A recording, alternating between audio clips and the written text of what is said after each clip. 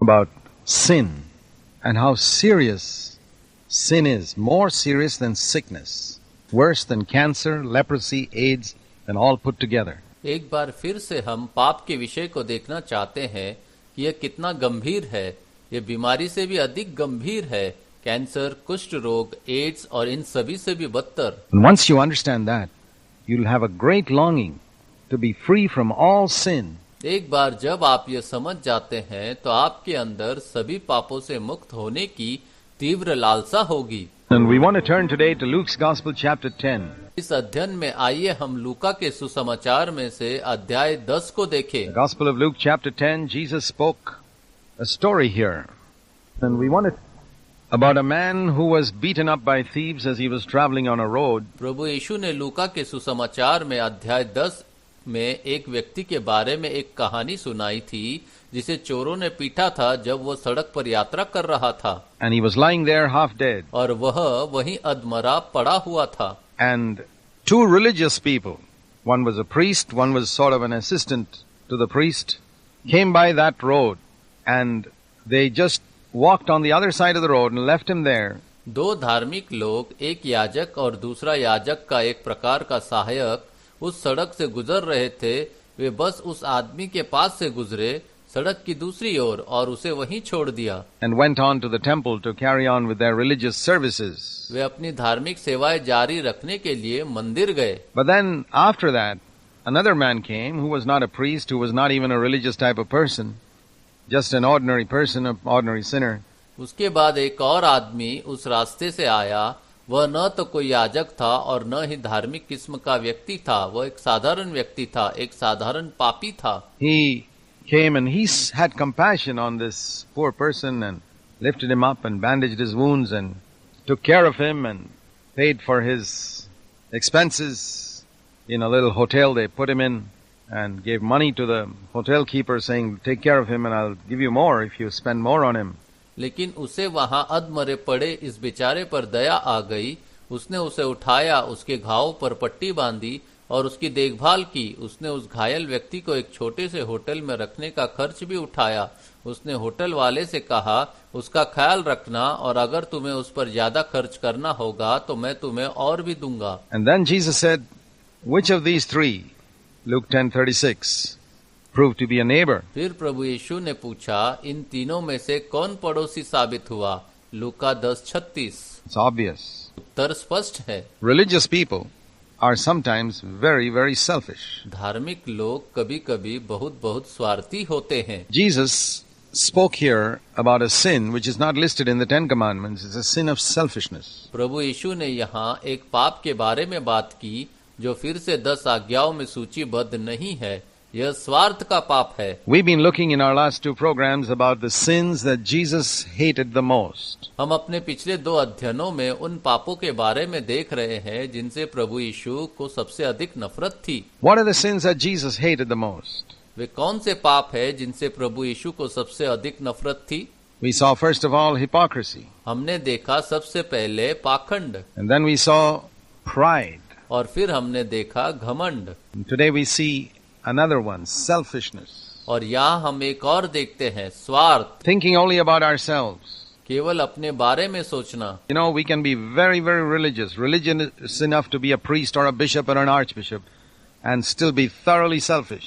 आप जानते हैं, हम बहुत धार्मिक हो सकते हैं, याजक या बिशप या यहाँ तक कि आर्च बिशप बनने के लिए पर्याप्त धार्मिक और फिर भी पूरी तरह से स्वार्थी। Here was a priest who was supposed to be representing God, but all he was interested was in his religious ceremony and not helping a poor person in his need. वह याजक जिसे परमेश्वर का प्रतिनिधित्व करना था, उसकी रुचि केवल अपने धार्मिक अनुष्ठान में थी, न कि किसी गरीब व्यक्ति की जरूरत में मदद करने में। And when our life is like that, it does not bring us the approval of God. जब हमारा जीवन ऐसा होता है तो यह हमें परमेश्वर की स्वीकृति नहीं दिलाता है। We can be very upright in a whole lot of external things. हम बहुत सी बाहरी चीजों में बहुत ईमानदार हो सकते हैं। And we can think that God is very happy with us because we do all those external things so correctly and we've got a good testimony before men. हम सोच सकते हैं कि परमेश्वर हमसे बहुत खुश है क्योंकि हम उन सभी बाहरी चीजों को बहुत सही ढंग से करते हैं और हमारे पास पुरुषों के सामने एक अच्छी गवाही है। And the external rituals of our religion we keep very accurately. Maybe you are even an elder in your church or a pastor or whatever it is. और हम अपने धर्म के बाहरी अनुष्ठानों को बहुत सटीक रूप से रखते हैं। हो सकता है कि आप अपने स्थानीय कलीसिया में प्राचीन हो या पासबान या जो भी हो। But if there is selfishness in your life, I want to tell you Jesus hates selfishness. लेकिन अगर आपके जीवन में स्वार्थ है तो मैं आपको बताना चाहता हूं कि प्रभु यीशु स्वार्थ से नफरत करते हैं। He hates a life that is only interested in itself. Now we are all born selfish by nature. वह ऐसे जीवन से नफरत करते हैं जो केवल स्वयं में रुचि रखता है। अब हम सभी स्वभाव से स्वार्थी पैदा होते हैं। We're not born thinking about others. हम दूसरों के बारे में सोचते हुए पैदा नहीं हुए हैं। Think of little children in our homes when they grow up. They don't automatically know how to share their toys with others. No, you got to teach them that. हमारे घरों में बड़े होने वाले छोटे बच्चों के बारे में सोचे, वे स्वचालित रूप से नहीं जानते कि अपने खिलौने दूसरों के साथ कैसे साझा करें। नहीं, आपको उन्हें यह सिखाना होता है। Naturally speaking, they are selfish. They'll fight for the best toy and the biggest toy and the biggest piece of cake in the plate and things like that. That's their nature. स्वाभाविक रूप से वे स्वार्थी हैं। वे सबसे अच्छे खिलौने, सबसे बड़े खिलौने, थाली में केक के सबसे बड़े टुकड़े और इस तरह की चीजों के लिए लड़ेंगे। यही उनका स्वभाव है। Only when we grow up, we don't fight in such a crude way for the biggest piece of cake. केवल जब हम बड़े हो जाते हैं तो हम इतने भद्दे तरीके से केक के सबसे बड़े टुकड़े के लिए नहीं लड़ते हैं। But we still like it. Inwardly we haven't changed. लेकिन फिर भी हमें यह पसंद है। आंतरिक रूप से हम नहीं बदले हैं। Only our selfishness is now more subtle and people don't see it so obviously. हमारा स्वार्थ अब और अधिक सूक्ष्म हो गया है। लोग इसे इतने स्पष्ट रूप से नहीं देखते हैं। And we seek it in cleverer ways.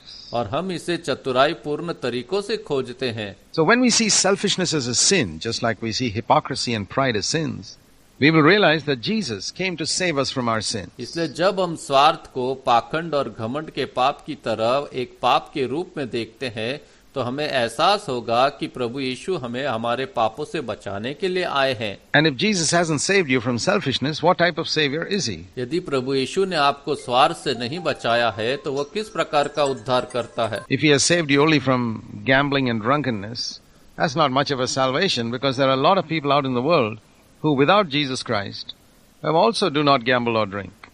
So what does it prove? यदि उसने तुम्हें केवल जुए और नशे से बचाया है तो यह कोई बड़ा उद्धार नहीं है ना? क्योंकि प्रभु यीशु मसीह के बिना दुनिया में बहुत से लोगों के पास यह है, वे जुआ नहीं खेलते या शराब नहीं पीते। इससे क्या सिद्ध होता है? Many Christians are glorying in the fact that they don't commit certain external sins. But I could show you 10 people in the world who don't commit those sins also, who don't have Christ in their life. कई मसीह इस तथ्य पर घमंड कर रहे हैं कि वे कुछ बाहरी पाप नहीं करते हैं। फिर मैं आपको दुनिया में 10 अन्य लोग भी दिखा सकता हूं जो ये पाप नहीं करते हैं, जिनके जीवन में मसीह नहीं है। So what type of salvation has this Christian experienced? इस मसीही ने किस प्रकार का उद्धार का अनुभव किया है? That's why we need to see sin the way Jesus defined it. इसीलिए हमें इस पाप को उसी तरह देखने की जरूरत है जिस तरह से प्रभु यीशु ने इसे परिभाषित किया है। Not just external, but inward primarily. न केवल बाहरी बल्कि मुख्य रूप से आंतरिक। Hypocrisy, as we saw first, pride, and here selfishness. पाखंड, जैसा कि हमने पहले देखा, फिर घमंड और यहाँ स्वार्थ। That means you see a person in need, you can help him, but you're not bothered. इसका मतलब है कि आप एक जरूरतमंद व्यक्ति को देखते हैं जिसकी आप मदद कर सकते हैं, लेकिन आपको कोई चिंता नहीं है। You think only of yourself and your family. आप केवल अपने और अपने परिवार के बारे में सोच रहे हैं। Could be in relation to salvation. यह उद्धार के संबंध में हो सकता है। Oh, I'm saved. My family is saved. It doesn't matter if anybody else is saved. ओ, मेरा उद्धार हो गया, मेरे परिवार का उद्धार हो गया। इससे कोई फर्क नहीं पड़ता कि किसी और का उद्धार हुआ है या नहीं। And so I never seek to be a witness for Christ to others. फिर मैं कभी भी दूसरों के सामने मसीह का गवाह बनने की कोशिश नहीं करता। Think of you, my dear friend, you're born again. सोचो मेरे प्रिय मित्र, आप जिसने नया जन्म पाया है, You know that there's no way of salvation outside of Jesus Christ. आप जो जानते हो कि प्रभु यीशु मसीह के अलावा उद्धार का कोई रास्ता नहीं है। You know that there's no way to go into God's kingdom except by repentance and faith in Jesus Christ. आप जानते हैं कि मन फिराव बिना और प्रभु यीशु मसीह के विश्वास के अलावा परमेश्वर के राज्य में जाने का कोई रास्ता नहीं है। You know that being born in a Christian family never takes you into God's kingdom. आप जानते हैं कि मसीह परिवार में जन्म लेना आपको कभी भी परमेश्वर के राज्य में नहीं ले जाता। You have to repent and accept Christ as your Savior and Lord, and you are saved. आपको मन फिराव करना होगा और मसीह को अपने उद्धारकर्ता और परमेश्वर के रूप में स्वीकार करना होगा, तभी आप उद्धार पाओगे। Maybe your family members are saved. Do you have any concern at all for all the other people around you? और हो सकता है आपके परिवार वालों का भी उद्धार हो गया है, लेकिन क्या आपको अपने आसपास के अन्य सभी लोगों के लिए कोई चिंता है? I'm not talking about people at 10,000 miles away whom you never meet. मैं 10,000 मील दूर रहने वाले लोगों की बात नहीं कर रहा हूँ जिनसे आप कभी नहीं मिलेंगे। I'm talking about people you work with, your neighbors, your relatives, people whom you meet regularly, who are on their way to an eternal hell. Are you concerned about them? नहीं, मैं उन लोगों के बारे में बात कर रहा हूँ जिनके साथ आप काम करते हैं, आपके पड़ोसियों, आपके रिश्तेदारों, उन लोगों के बारे में जिनसे आप नियमित रूप से मिलते हैं, जो अनंत नरक की ओर जा रहे हैं। क्या आप उनके बारे में चिंतित हैं? Or are you selfish? Selfishness is a sin. To be thinking only in terms of myself. क्या आप स्वार्थी है? स्वार्थ पाप है, केवल अपने बारे में सोचना। Something is fundamentally wrong. If I say I have partaken of God's nature and I'm still selfish, I'm just deceiving myself.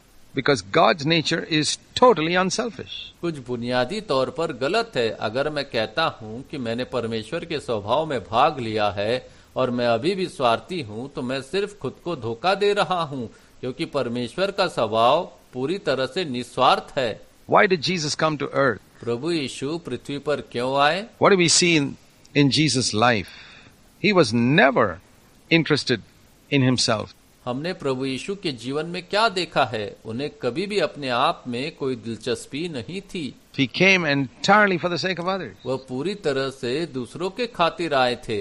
And the reason why many of us Christians are so poor spiritually and not blessed by God as we can be blessed is because this sin clings to us. यही कारण है कि हम में से कई मसीही आध्यात्मिक रूप से इतने गरीब है और परमेश्वर द्वारा हमें उतना आशीर्वाद नहीं दिया गया है जितना हमें आशीर्वाद दिया जा सकता है, क्योंकि हम इस पाप से जुड़े हैं। Jesus said once these words in Acts 20 verse 35. Jesus said, "It is more blessed to give than to receive." प्रभु यीशु ने एक बार प्रेरितों के काम 20:35 में ये शब्द कहे थे, लेने से देना अधिक धन्य है। Those are words spoken by Jesus, not found in the Gospels, but Paul mentions them and mentions it in Acts 20:35. वे प्रभु यीशु द्वारा कहे गए शब्द है जो सुसमाचारों में नहीं पाए जाते, लेकिन पौलुस ने इसका उल्लेख प्रेरितों के काम 20:35 में किया है। It is more blessed to give than to receive. लेने की अपेक्षा देना अधिक धन्य है। The one who is always thinking of receiving is a selfish man. जो सदैव प्राप्त करने की सोचता रहता है वह स्वार्थी मनुष्य है। The one who thinks of giving, he's a person who is concerned about others. What does he give? He gives to someone in need what he himself has. जो देने की सोचता है वही दूसरों की चिंता करने वाला व्यक्ति होता है। वह क्या देता है? वह किसी जरूरतमंद को वही देता है जो उसके पास होता है। It could be material things, it could be spiritual. यह भौतिक चीजें हो सकती है या आध्यात्मिक हो सकती है। Supposing I have received something spiritual from God that has radically changed my life. मान लीजिए कि मुझे परमेश्वर से कुछ आध्यात्मिक मिला है जिसने मेरे जीवन को मौलिक रूप से बदल दिया है। You know, immediately it places me in debt to everybody else. आप जानते हैं तुरंत ही यह मुझे बाकी सभी लोगों का कर्जदार बना देता है। I have to give it to them, what they haven't got. मुझे उन्हें वह देना होगा जो उन्हें नहीं मिला है। Think of another story that Jesus spoke in Luke chapter 16 about the rich man and Lazarus. एक और कहानी के बारे में सोचे जो प्रभु यीशु ने लूका 16 में अमीर आदमी और लाजर के बारे में कही थी। Here was this rich man who had plenty of everything in this world. एक अमीर आदमी था जिसके पास इस दुनिया की हर चीज प्रचुर मात्रा में थी। And who dressed gaily and lived in grand style. और जो शाही कपड़े पहनता था और भव्य शैली में रहता था। And at his gate was his brother. Lazarus was his brother because every one of them, those Jews, were children of Abraham. उसके द्वार पर उसका भाई लाजर था, भाई इसलिए क्योंकि उन यहूदियों में से हर एक अब्राहम की संतान थे। You read later on the rich man saying, Father Abraham, in verse 24, Luke 16:24. हम बाद में पढ़ते हैं, उसकी मृत्यु के बाद लूका 16:24 में अमीर आदमी ने कहा, पिता Abraham. He was a descendant of Abraham and so was Lazarus. In that sense, Lazarus was his brother. वह अब्राहम का वंशज था और लाजर भी, उस अर्थ में लाजर उसका भाई था। And he did not care. He'd go past that gate so many times and see the dogs licking Lazarus' sores. And he never helped him one bit. और उसे कोई परवाह नहीं थी, वह कई बार उस द्वार के पार गया और कुत्तों को लाजर के घाव को चाटते देखा और उसने कभी भी उसकी थोड़ी सी भी मदद नहीं की। It's just like that priest and the Levite. And finally, both of them died. याजक और लेवी की तरह अंततः दोनों की मृत्यु हो गई। And Jesus said the rich man went to hell. Why did he go to hell? प्रभु यीशु ने कहा कि अमीर आदमी नरक में गया। वह नरक में क्यों गया? Maybe he paid his tithes regularly. He still went to hell. हो सकता है कि वह अपना दशमांश नियमित रूप से चुकाता हो, लेकिन फिर भी वह नरक में क्यों गया? Maybe the great religious leaders of his time, the priests and bishops, came at his funeral and said he was a great man. But the man himself went to hell. शायद उसके समय के महान धार्मिक नेता, याजक और बिशप उसके अंतिम संस्कार में आए और कहा कि वह एक महान व्यक्ति था, लेकिन वह व्यक्ति स्वयं नरक में चला गया। And Lazarus went to heaven. और लाजर स्वर्ग में चला गया। Why did that rich man go to hell? वह अमीर आदमी नरक में क्यों गया? Because he did not have faith. क्योंकि उसमें विश्वास नहीं था। How do I know he did not have faith? मुझे कैसे पता चला कि उसमें विश्वास नहीं था? James chapter 2 says, याकूब 2 अध्याय कहता है, if you have faith, the proof of it is, it will be seen in your works. यदि तुम्हें विश्वास है तो इसका प्रमाण यह है कि वह तुम्हारे कर्मों में दिखाई देगा। James chapter 2, it says, if you say that you believe in God and you see your brother, James 2:15, or sister, without clothing and need of daily food, and you just say, praise the Lord, God bless you, and you don't give him what is necessary, what use is that? James 2:17, such faith is dead. याकूब 2 अध्याय में कहा गया है, यदि आप कहते हैं कि आप परमेश्वर में विश्वास करते हैं और आप अपने भाई या बहन को बिना कपड़ों के देखते हैं और दैनिक भोजन की आवश्यकता को देखते हैं, याकूब 2:15, और आप बस कहते हैं परमेश्वर की स्तुति हो और परमेश्वर आपको आशीर्वाद दे, और आप वह नहीं देते जो आवश्यक है, उसका क्या उपयोग है? याकूब 2:17, ऐसा विश्वास मरा हुआ है। That's not living faith. वह जीवित विश्वास नहीं है। Salvation is by faith, and that rich man did not have faith. उद्धार विश्वास से है और उस धनी व्यक्ति के पास विश्वास नहीं था। The proof of it was there were no works. इसका प्रमाण यह था कि वहाँ कोई कर्म नहीं था। There was no concern for others. दूसरों की कोई चिंता नहीं थी। What God had given him, he thought was his own. It was not his own. उसने सोचा परमेश्वर ने उसे जो दिया है वह उसका अपना है, यह उसका अपना नहीं था। God had given him wealth so that he could help other people who were needy. परमेश्वर ने उसे धन इसलिए दिया था ताकि वह जरूरतमंदों की मदद कर सके। Do you know that everything we have is given by God? And he's given it to us to test us to see whether we will share it with others or just live selfishly ourselves. क्या आप जानते हैं कि हमारे पास जो कुछ भी है वो परमेश्वर का दिया हुआ है, और यह हमें यह देखने के लिए दिया गया है कि क्या हम इसे दूसरों के साथ साझा करेंगे या केवल स्वयं स्वार्थी होकर जिएंगे। The same thing applies spiritually.